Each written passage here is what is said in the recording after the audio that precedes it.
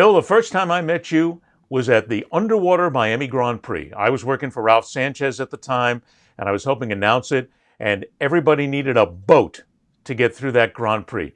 And what do you remember from that? Because if you think that was a real turning point in certainly in Miami's fortunes, but Mhm. it seemed to light things up Grand Prix wise and notoriety wise for IMSA and road racing and street racing in America.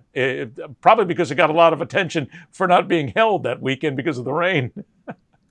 Yeah, there were a number of things that I remember about that. And first and foremost, of course, was the horrendous rain. I Oh, have never in my life, whether I'm at a racetrack or not, I've never seen rain that heavy. And it literally was a case of standing in the pits behind a palm tree, and the rain was blowing sideways. Just incredible. But fast forward after the race was stopped, I mean, it would have been very easy for Ralph Sanchez, the late Ralph Sanchez, to say, sorry, guys, this was a non entity. I'm out of here. He stood up and he paid everybody's prize money. The man was incredibly gracious, very classy, and it was really quite something. So people talked about him, they talked about the event, not only for the balance of the year, but for many years to follow, because it just was. It was like real life Miami Vice, only without the shoot ups, without the drugs. It was just like glitz, glamour, an incredible event. Problem at this point, definitely a problem. Some of the things he did were pretty crazy, like, mortgaging our house to fund a race in downtown Miami. Bringing auto racing to Miami and making it a pinnacle event started with Patricia Sanchez Abril's dad, Ralph Sanchez. My dad came from Cuba when he was about 13 years old, and he was a Pedro Pan kid. Operation Peter Pan helped bring over 10,000 children from Cuba to get away from communism. Sometime in his late 20s, early 30s, had this dream that wouldn't it be cool to start a company that promoted a car race in downtown Miami.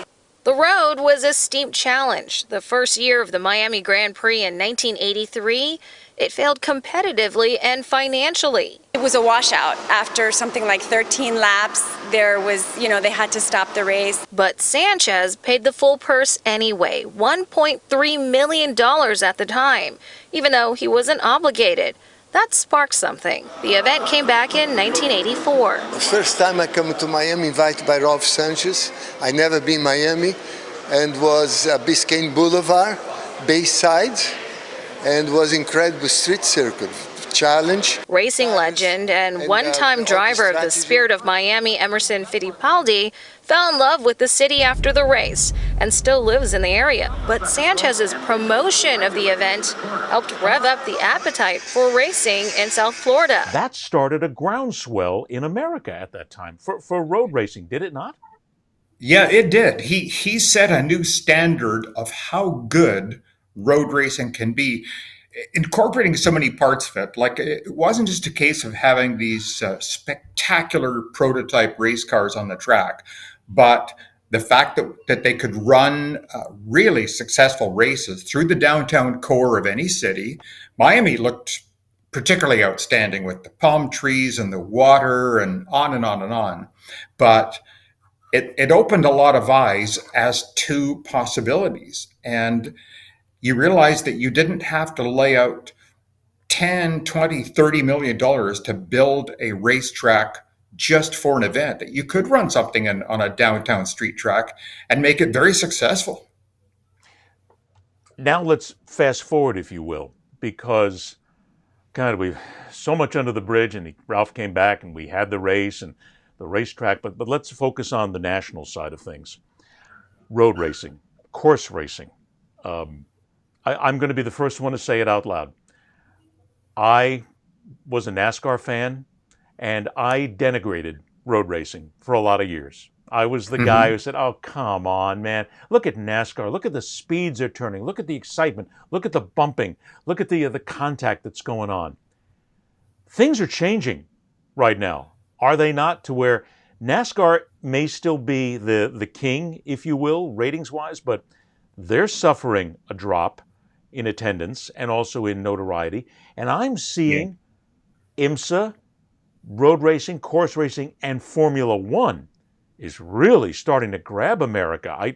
Why is that? What has led people to say we got to take a second look at the road at this kind of racing right now? I did. Huge fan now. Well, first of all, I'll deal with NASCAR to start with because I used to love watching NASCAR back in the late '70s, even, and I can remember Richard Petty was in a very identifiable Dodge.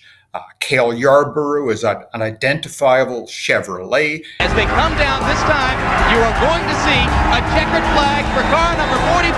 Richard Petty has won the 200th race of his incomparable Grand National stock car racing career. And all of these people, David Pearson was driving a Ford or a Mercury product. They were all different cars that you could recognize immediately. Nowadays, I don't like this cookie cutter idea. And initially they said it was to save money. We're all going to build this car of tomorrow that's going to be easier, cheaper to produce, definitely safer. I will give them that. Yeah. Nowadays, the cars are definitely safer, but it's boring. I really don't like it. I can't remember the last time I watched a NASCAR race. And I look at the success of Formula One. Oh my God. I have had so many people come over to me and goes, I've been missing this all these years, and I watched the F1 series on Netflix. You can be the hero today, but forgotten tomorrow. Everybody's different, but the best ones can step up.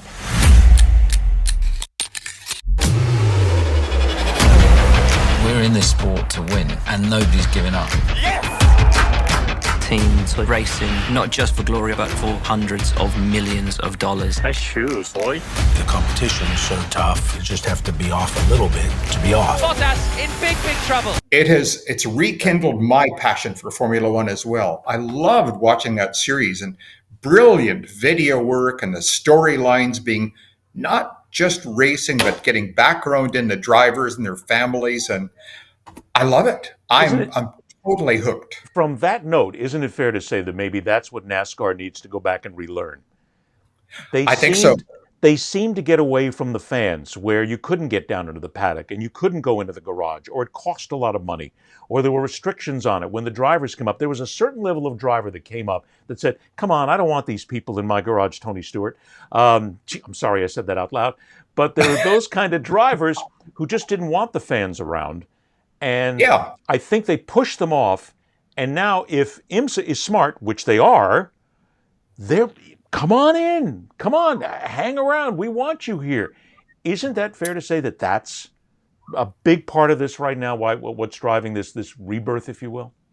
I think that's a huge part, Ed. And the one thing that always bothers me about NASCAR and their telecasts, it doesn't matter what a driver's doing. He's got to have that can of something in his hand, and at the proper time, he takes a sip just to show people what's on the label. And they're like, come on, do you really think the viewers are that stupid? That offends me greatly. And they're always like, what did you have for lunch today? Well, when I was thinking about driving my Gatorade Pontiac Le Mans, I had no, answer the question. And I love what IMSA is doing with their drivers. It's mandatory. They have to make everybody available for autograph sessions. Yes. On and on and on. Very approachable. And they're inviting people to come in and share this magical experience. Yeah, I remember when I was doing the Trans Am series, because I got involved with them for 2 years, where I was running a lot of their media, and where we went to far-flung tracks out in the middle of nowhere. But every weekend you have the drivers sitting. It was simple. It was a bunch of tables just sitting there, and that I think was a point that caught me. People come by with their posters and their pictures and their kids, and they want to have it. We don't have that contact now at NASCAR, nor IndyCar at that point. IndyCar has gotten a little big in that sense. But they have. They got to get back, and they got to embrace the fans anymore. Yeah, I mean, one of the things that initially grabbed me when I went to my very first race, long time ago, I'm this little boy and I'm walking around with my program, and I went into the pits and I got an autograph from Roger Penske. very gracious. He signed my program. I got autograph from Jim Hall, the Chaparral fame, and John Surtees, an ex-Formula One champion, as well as not a MotoGP, but an Isle of Man winner in motorcycles. Everybody was so approachable, and I felt like, yes, they were strangers, but they were still taking the time to talk to me, this little tiny spectator. And I thought, how truly wonderful this is. Because it's that connection that I think has been lost with so many sports that are out there right now and so many forms of motorsports. You have to give the fan a little bit more than just that seat in the bleachers and the $55 parking. You got to make them friendly. So IMSA, John Doonan has done an amazing job where he's come in and he understands. I love that guy. John understands it because he came from the Mazda program, so he went through the ladder, and now he is telling them, go out there and be that. Is that enough in your opinion, or is that the good start? Because there's no doubt that IMSA has this curve right now, and they can go. They have an unprecedented ability to grow.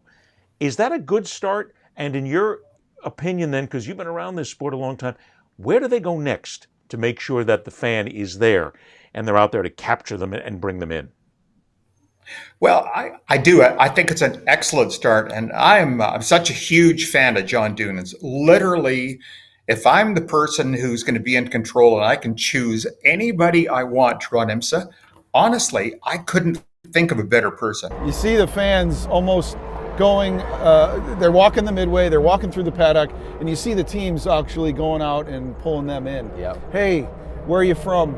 Come see our car. Come put your young son or daughter in the seat. Like, as you know, again, my hair goes up on my arms because that is what we experienced as young boys at the racetrack, and now we're giving that to the next generation. And there's no question we as a sport have to identify that next generation of fan, of participant, because if we don't, we won't be here and be enjoying this sport for decades to come. He shares his passion of motorsport with everybody, very approachable, very, very good guy. As to what's next, that's a good question. I'm always thinking of how do we bring people even closer to our sport? And it's difficult. I mean, ideally, I'd love to say, okay, let's have a drive or arrive and ride with a pro kind of deal. That would be next to impossible to set up, as wonderful as it would be. That would be so difficult. But I like what John's doing by having it mandatory that all of the team drivers have to get behind a little table and they're signing their autograph cards for all the fans. And you see them at Sebring and you see them all over the place. It's so great. The approachability, if that's a word I can use, that's good. That he has added to IMSA. Tremendous work.